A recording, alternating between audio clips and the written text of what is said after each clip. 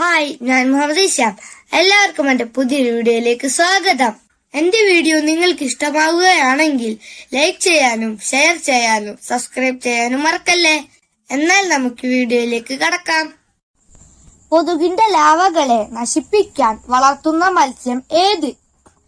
ഉത്തരം ഗാംബൂസിയ. മത്സ്യ എണ്ണകളിൽ നിന്നും ധാരാളമായി ലഭിക്കുന്ന ജീവകം ഏത്? ഉത്തരം ജീവകം എ. ബോംബെ ഡക്ക് എന്നറിയപ്പെടുന്നത്? ഉത്തരം ഇന്ത്യൻ മഹാസമുദ്രത്തിലെ ഒരിനം മത്സ്യം. മത്സ്യബന്ധനത്തിൽ മുൻപന്തിയിൽ നിൽക്കുന്ന രാജ്യം ഏത്? ഉത്തരം ജപ്പാൻ.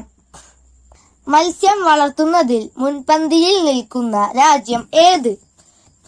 ഉത്തരം ചൈന. ഏറ്റവും കൂടുതൽ മത്സ്യവർഗങ്ങളുള്ള രാജ്യം ഏത്? ഉത്തരം ഇന്ത്യ. മത്സ്യങ്ങളുടെ പ്രജനന കാലം? ഉത്തരം ജൂൺ ജൂലൈ മാസങ്ങൾ. മത്സ്യങ്ങളെ കുറിച്ചുള്ള പഠനം? ഉത്തരം ഇക്തിയോളജി. കടൽക്കുതിര എന്നറിയപ്പെടുന്ന മത്സ്യം? ഉത്തരം ഹിപ്പോകാമ്പസ്. പ്രസവിക്കുന്ന അച്ഛൻ എന്നറിയപ്പെടുന്ന മത്സ്യം ഏത്? ഉത്തരം ഹിപ്പോകാമ്പസ്. ലോകത്തിലെ ഏറ്റവും വലിയ മത്സ്യം ഏത്? ഉത്തരം വെയിൽ ഷാർക്ക്.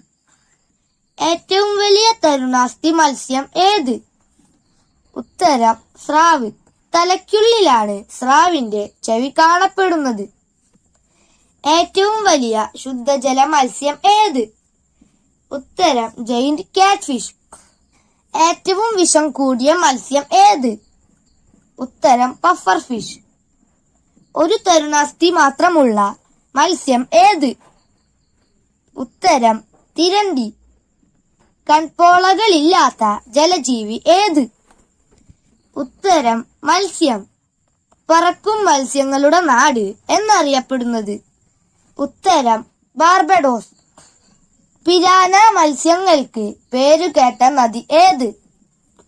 ഉത്തരം ആമസോൺ നദി. ചാളക്കടൽ എന്നറിയപ്പെടുന്ന സമുദ്രഭാഗം ഏത്? ഉത്തരം ഉത്തര അറ്റ്ലാന്റിക് സമുദ്രം. മത്സ്യങ്ങൾ ഇല്ലാത്ത കടൽ എന്നറിയപ്പെടുന്ന കടൽ ഏത്? ഉത്തരം ചാവുകടൽ.